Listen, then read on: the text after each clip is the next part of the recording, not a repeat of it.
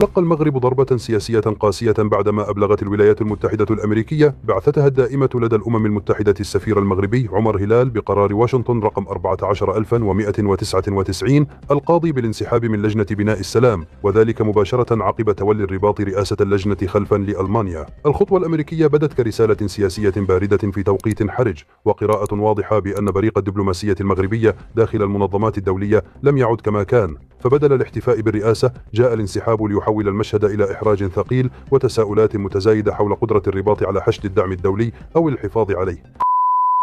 أنا مغربي وكنت برقاد في أمريكا، كنت كنبرقد لا بوليس ديال الأمريكان، كنت كنعيط أي واحد كيبان لي ماشي هو هذا، كنت كنعيط للبوليس والبوليس كيتجاوب معايا، بل أكثر من هذا كانوا كيعيطوا لي من بعد كيقولوا لي أي حاجة تقرب لك وتمسك عيط لينا.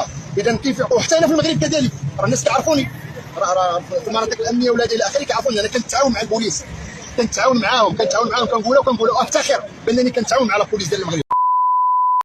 أنا عمر الهلال حزامة بلا سروال، بغيت نغني غنية ما تضحكوش عليا، لا ترومب ولا ماكرون كاين أنكل تبون، طير طير يا هدهود قول له يفتح الحدود.